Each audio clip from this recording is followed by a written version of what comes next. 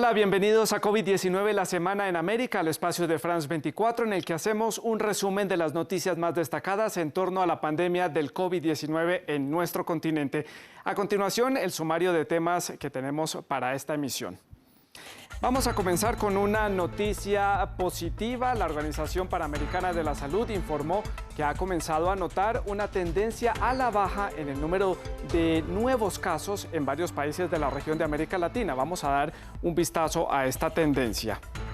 Esta semana también hubo varias manifestaciones en Ecuador por parte de los médicos posgradistas, es decir, los que están cursando una especialización pero que ya están ejerciendo como médicos, sobre todo durante la pandemia del COVID-19 en ese país. Ellos reclaman el pago de sus salarios por parte del gobierno. Desde Quito, la capital ecuatoriana, vamos a estar ampliando este tema. Y después de haber combatido con firmeza al coronavirus y también de llevar varias semanas con cierta apertura social y económica, hay un incremento considerable de los casos en varias provincias canadienses. Con nuestra corresponsal en la ciudad de Montreal vamos a ver en detalle cuál es la situación de ese país norteamericano donde hay una gran comunidad hispana. Comenzamos. Pues ya les decía yo que vamos a comenzar con algunas cifras alentadoras porque después de la apertura social y económica, varios países como Brasil, Colombia, México y Perú están comenzando a registrar una leve disminución en los números de casos de contagio. La OMS también confirmó esta semana que ha habido una disminución considerable en América Central, excepto en los países de Costa Rica y Nicaragua. Recordemos que Brasil, Colombia, México y Perú siguen siendo unos de los países más afectados en la región por la pandemia del COVID-19, pese a este leve retroceso.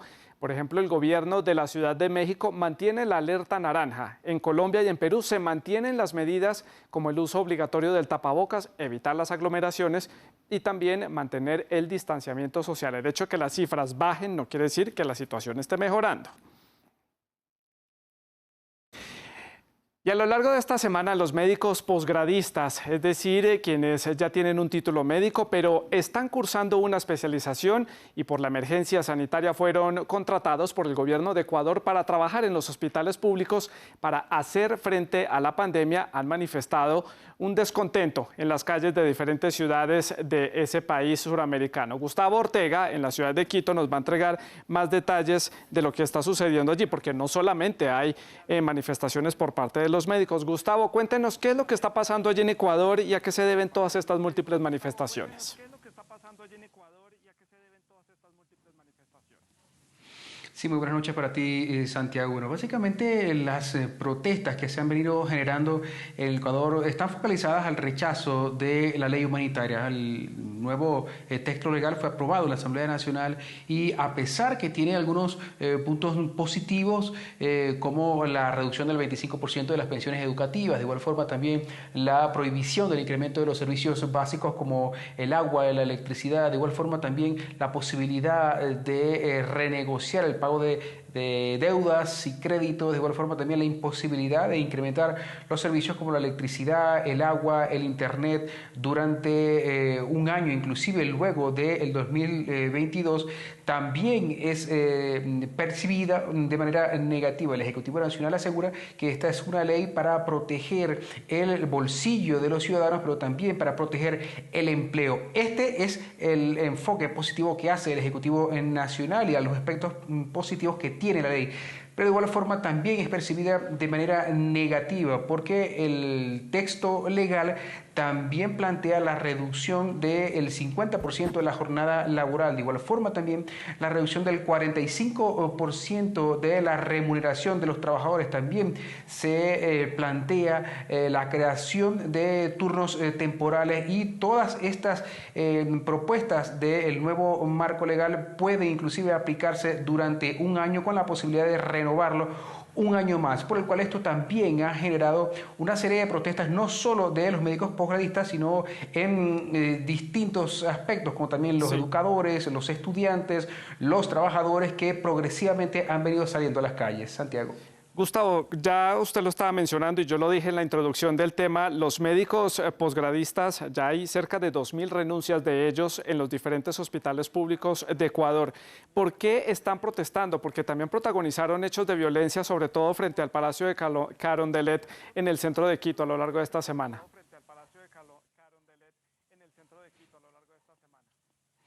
Bueno, básicamente los médicos posgradistas están protestando porque exigen el cumplimiento de la normativa. Básicamente también la ley humanitaria también les afecta porque la disposición octava de este nuevo marco legal establece que los médicos posgradistas formarían funciones como personal regular de los distintos centros hospitalarios. Recuerda que durante la emergencia sanitaria se ha requerido de mucho personal.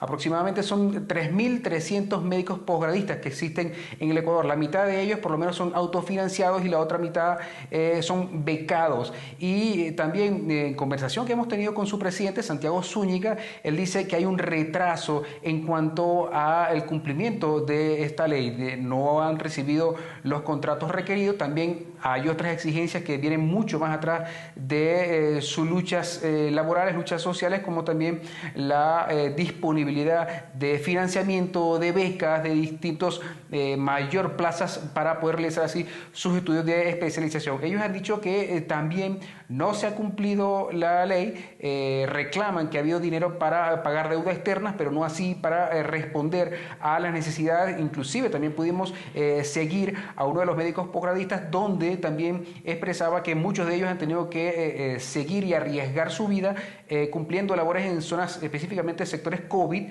porque básicamente reciben algún tipo de apoyo financiero. También pudimos conversar con el psicólogo Fernando Cornejo. Él realiza un estudio en toda la región, no solamente en Ecuador, en Argentina, en México, en Chile, donde hay un estudio que revela que por lo menos el 50% se ha incrementado las asistencias y las citas de carácter psicológico, porque los distintos especialistas también sufren de estrés y de algunas dolencias de tipo mental. De igual forma también pudimos ingresar a otro centro de especialidades temporales de atención COVID específicamente, donde se revelaba que por lo menos el 40% de los médicos desertaban porque no podían sobrellevar estas atenciones. Santiago.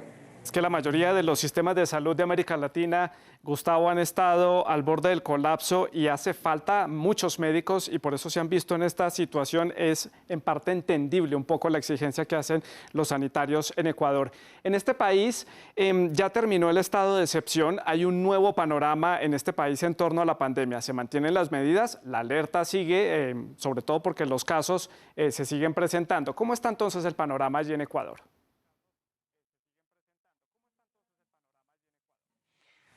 Bueno, el panorama básicamente es el levantamiento del estado de excepción. Ya no hay un recurso jurídico para poder renovarlo desde la declaratoria de la emergencia sanitaria, el estado de excepción, lo cual implicó la aplicación de una serie de medidas. Básicamente se levantó el estado de excepción desde el 12 de septiembre. Ya no se podrá renovar. La Ejecutiva Nacional no tiene cómo renovarlo legalmente, pero se traslada ahora las responsabilidades a la ciudadanía. En este momento se ha iniciado una campaña que se llama Yo Me Cuido, donde básicamente se está otorgando las responsabilidades de cuidado personal a la ciudadanía. Pero de igual forma también ya Ecuador apuesta a la reapertura de la economía y el escenario poco a poco viene siendo de la aprobación, inclusive de 2 planes pilotos para el reinicio de clases en las de la economía en todo el país. Santiago. Gustavo, muchas gracias por este reporte y este análisis desde Quito, Ecuador, contándonos cómo está la situación en ese país. Nos vamos ahora hasta Honduras porque allí se mantiene la saturación de los hospitales públicos por cuenta de los casos de COVID-19. Esto mientras también está avanzando la construcción de algunos hospitales móviles, un proceso que está avanzando muy lentamente y también es señalado por los sobrecostos y sobre todo por varios casos de corrupción. Las denuncias ya fueron hechas ante el Consejo Nacional Anticorrupción de Honduras. Así están las cosas. El padre de esta joven hondureña murió por falta de atención médica en el pasillo de un centro de salud, hasta donde fue llevado porque no encontró cupo en los hospitales que se encuentran colapsados por la emergencia del COVID-19. Fui a varios hospitales públicos y ninguno me lo quisieron atender. Luego fui a hospitales privados, igual me decían que no había cupo en ninguno de los hospitales, lo único que mencionaban que no había cupo.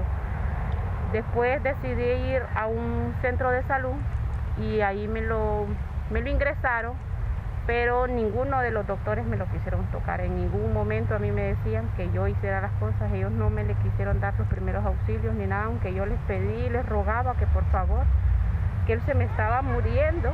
Para resolver la crisis sanitaria, el gobierno de Honduras compró 7 hospitales móviles a Turquía por $47 millones. Pero de acuerdo a investigaciones del Consejo Nacional Anticorrupción, el costo real de los hospitales es de $14 millones, por lo que consideran que hubo sobrevaloración en la compra. Además, solo 2 hospitales han llegado al país y aún no funcionan.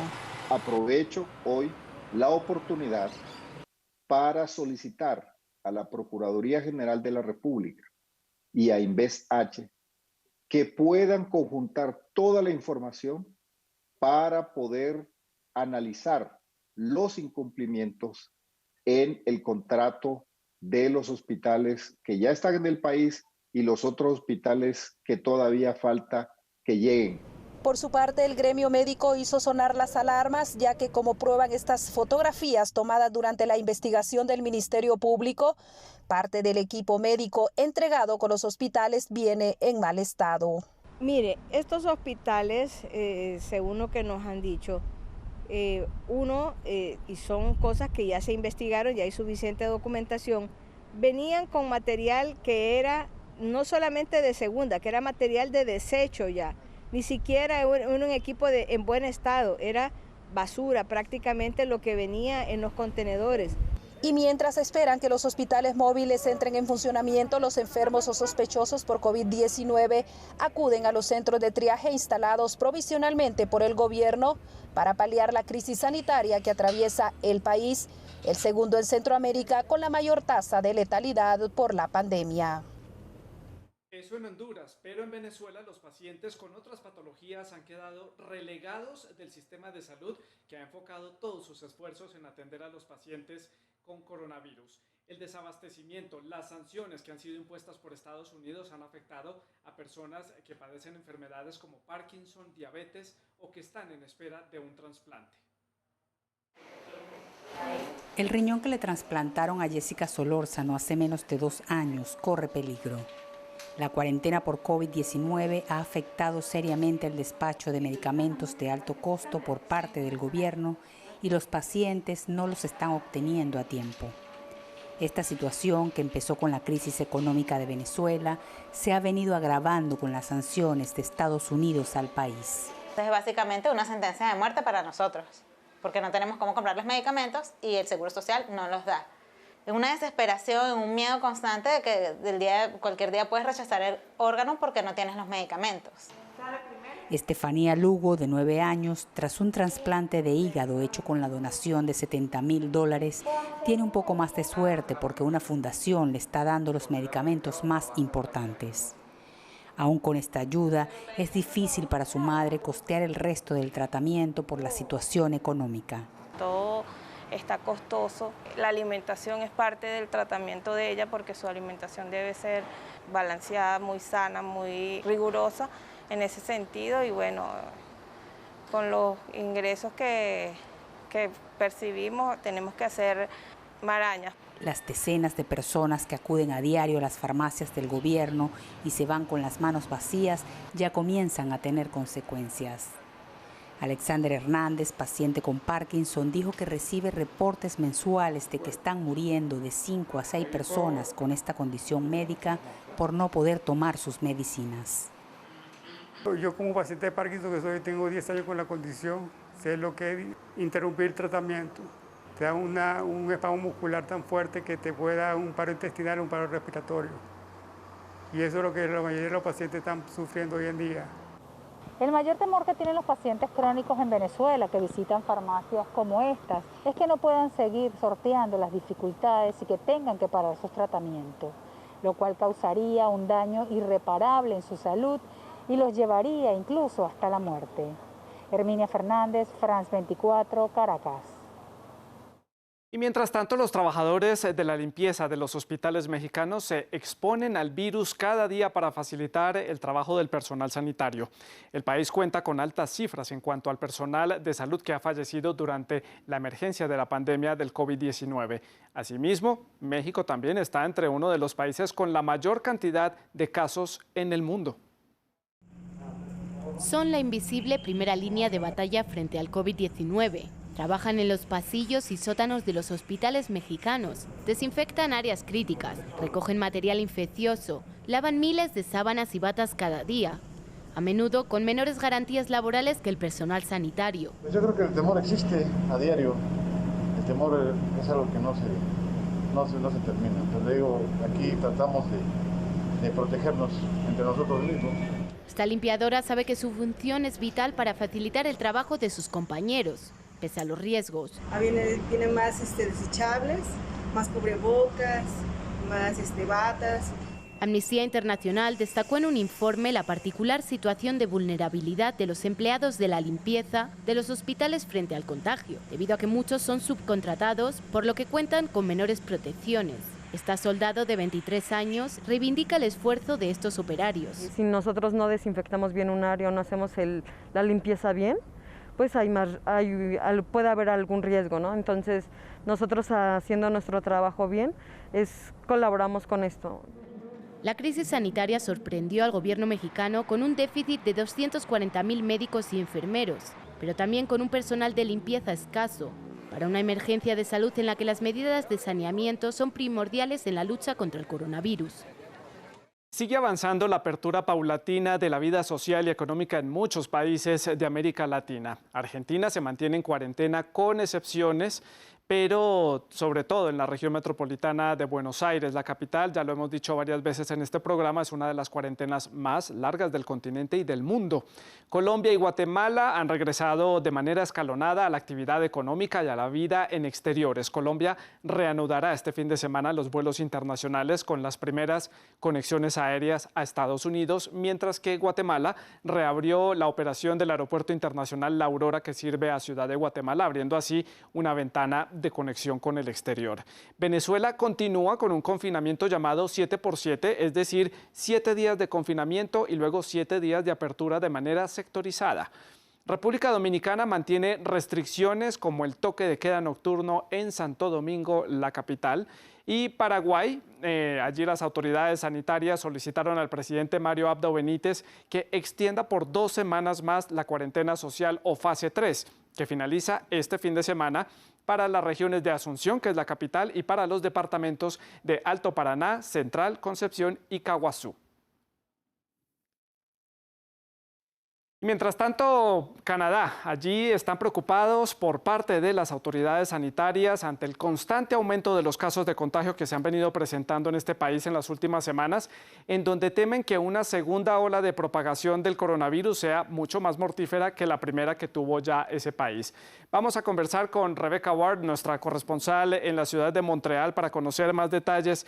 Hola, Rebecca, ¿y qué motivos ha dado el gobierno canadiense para que se esté presentando este aumento de los casos en las últimas semanas?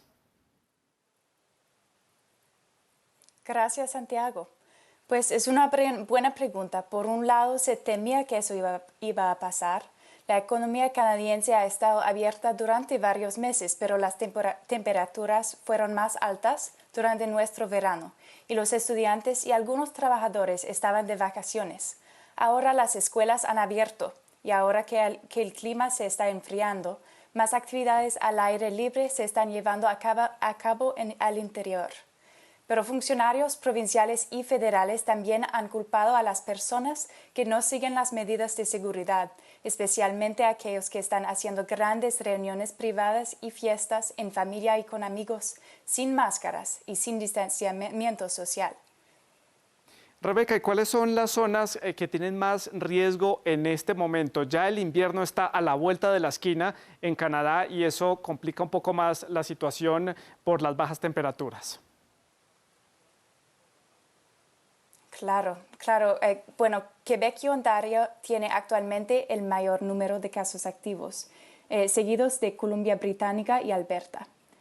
Y el miedo también ha aumentado, y esta semana ha habido informes mediáticos mencionando filas excesivamente largas en algunas estaciones de prueba, incluidas varias aquí en Montreal. Rebeca, y ya con estas alertas que ha emitido el gobierno canadiense, las conferencias de prensa que hubo esta semana en Ottawa alertando sobre esta situación, ¿qué medidas entonces van a tomar en este país para empezar a mitigar el número de casos? Bueno, lo interesante es que en Canadá la mayoría de las medidas específicas se tomarán al nivel provincial, aunque el gobierno federal también ha distintos fondos adicionales. Entonces, por ejemplo, ahora en septiembre los funcionarios en Ontario y en Quebec han anunciado nuevas medidas. En Ontario han reducido el número límite de personas permitidas en reuniones privadas y han aumentado las multas por incumplimiento. Y aquí en Quebec han anunciado nuevas multas para las personas que no usan máscaras en espacios públicos cerrados. Y varios líderes provinciales han advertido que si los casos continúan aumentando, van a implementar aún más medidas.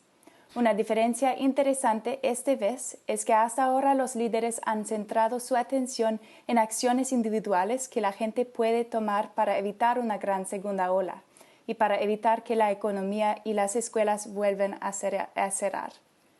Rebeca, llama mucho la atención que Canadá tiene una frontera común con Estados Unidos de más de 8.800 kilómetros. Es una frontera enorme, con múltiples pasos fronterizos. Y Estados Unidos es el país con la mayor cantidad de casos de contagio de COVID-19 y con una alta tasa de mortalidad también. ¿Cómo ha hecho Canadá para mitigar un contagio masivo a través de los puntos fronterizos? Porque además recordemos que la gran mayoría de las ciudades grandes de Canadá están en el sur del país, muy cerca precisamente de la frontera con Estados Unidos. Sí, no, es un tema muy interesante. Bueno, hay muchos factores que podrían influir, en la diferencia entre los dos países. El sistema de salud canadiense es público, a diferencia del estadounidense. Tenemos una población mucho más pequeña y los gobiernos han estado brindando mucho más ayuda directa a las personas que perdieron su trabajo debido a COVID. Pero es verdad que tenemos una gran frontera y la percepción de que está completamente cerrada es falsa. Hay personas más allá de los trabajadores esenciales que viajan entre los dos países.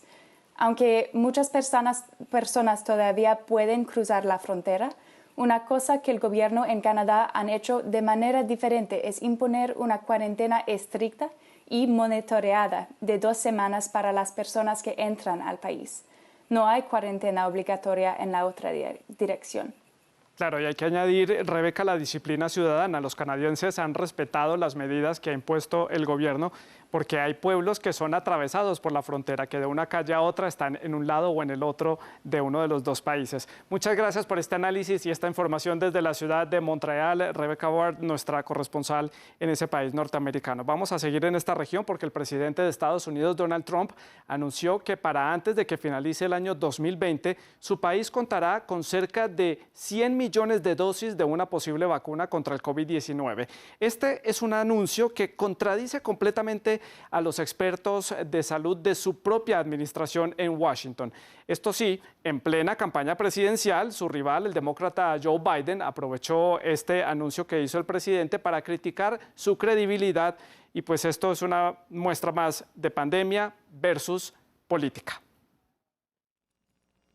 Ante un comité del Senado, el director del Centro para el Control y Prevención de Enfermedades de Estados Unidos, Robert Redfield, respondió a la pregunta sobre cuándo habrá una vacuna disponible para todos los ciudadanos estadounidenses. Creo que habrá una vacuna que inicialmente estará disponible en algún momento entre noviembre y diciembre, pero un suministro muy limitado y tendremos que tener prioridad. Si me preguntan cuándo estará disponible en general para el público estadounidense, de modo que podamos comenzar a aprovechar la vacuna para volver a nuestra vida normal, creo que probablemente estamos hablando de finales del segundo trimestre o tercer trimestre de 2021. Poco después, el presidente Donald Trump contradijo al director del centro sanitario, prometiendo que para antes de que finalice el año, en el país serán distribuidas 100 millones de dosis de una vacuna contra el COVID-19. Hemos fabricado todos los suministros necesarios para que tan pronto como la FDA apruebe la vacuna, y como saben, estamos muy cerca de ello, podamos distribuir por lo menos 100 millones de dosis para finales de 2020 y un mayor número muy pronto. El candidato demócrata a la presidencia, Joe Biden, lo atacó. Seamos claros, confío en las vacunas, confío en los científicos, pero no confío en Donald Trump, y los estadounidenses tampoco pueden confiar en él en este momento. El afán del presidente parece estar ligado a intereses electorales, cuando faltan menos de 2 meses para los comicios presidenciales en los que se juega la reelección. Por ahora, las farmacéuticas Pfizer, Moderna y AstraZeneca llevan a cabo estudios de la vacuna que ya está en la fase 3, pero aún no han entregado su producto a la Administración de Alimentos y Medicamentos de ese país, que debe dar su visto bueno y garantizar la seguridad del producto. En nuestra sección en redes veamos otras noticias destacadas de la semana aquí en COVID-19, la semana en América. El presidente de Guatemala, Alejandro Yamatei, fue diagnosticado con COVID-19. Hasta el momento, el mandatario no ha dado detalles sobre los síntomas o si carece de ellos. Eso sí, indicó que va a continuar con sus labores en confinamiento. Él se convierte así en el segundo mandatario de Centroamérica después de Juan Orlando Hernández de Honduras en ser contagiado con COVID-19. En otras noticias, el mundo alcanzó esta semana 30 millones de casos de contagio de coronavirus. Este anuncio tiene lugar cuando Europa vive una segunda ola preocupante para las autoridades, principalmente en Alemania, Francia y España. La OMS indicó que todavía falta mucho para vencer a la pandemia. Claramente, así lo están indicando las cifras de contagio. En otros temas destacados de la semana, las autoridades de Argentina descubrieron la venta ilegal de terrenos a través de redes sociales. Terrenos que fueron ocupados o comprados por cerca de 2.500 familias que llegaron a vivir a estos terrenos, de manera ilegal debido a que no podían costear los alquileres de sus viviendas. Este es el informe desde la ciudad de Buenos Aires. Plástico, madera, cartón y latas. Estos son los materiales con los que miles de familias construyeron casas improvisadas en un terreno baldío de 100 hectáreas. Muchos menores de edad viven aquí con sus familias. Entre todos tratan de compartir o intercambiar comida o las pocas posesiones que lograron conservar. La crisis sanitaria acentuó la crisis económica que ya estaba instalada en Argentina. Personas de bajos recursos quedaron en la calle. Por eso, muchos de ellos decidieron instalarse en este terreno desocupado. Y por la pandemia me quedé sin trabajo y no puedo pagar más alquiler, me quedé en la calle porque mis cositas fui vendiendo para agarpar el alquiler, hasta eso, mirá. Fui vendiendo mis propios muebles, mi tele, mis cosas y me guardé mi heladera y una cosita en la casa de un amigo mío, y yo me estoy acá. Desde el primer día que se hizo la toma estoy acá porque no tengo en dónde ir. Pero necesitamos un lugar fijo para poder tener mi familia, mi nena, y porque quizás tengo un día de trabajo y al otro día no, pero no tengo para pagar alquiler, pero no tengo nada para comer yo. En recesión económica desde 2018, Argentina se encamina a una fuerte contracción del 12% este año debido al impacto de la pandemia, que ha elevado los niveles de pobreza y desempleo. Las autoridades argentinas anunciaron que el terreno ocupado será desalojado a partir de la próxima semana. Además, recibieron denuncias de estafadores que intentaron vender parcelas en este lugar a través de las redes sociales. Según datos del gobierno argentino, cerca de 3,6 millones de familias no tienen vivienda, lo que se traduce en un aumento de las ocupaciones temporales en todo el país. Las autoridades de la ciudad de La Paz, en Bolivia, anunciaron la construcción de un nuevo cementerio, dado que el actual está saturado. Esto coincide con la alta mortandad que está dejando la pandemia en ese país suramericano. Por otra parte, un grupo de empresarios locales inventaron un práctico horno crematorio portátil.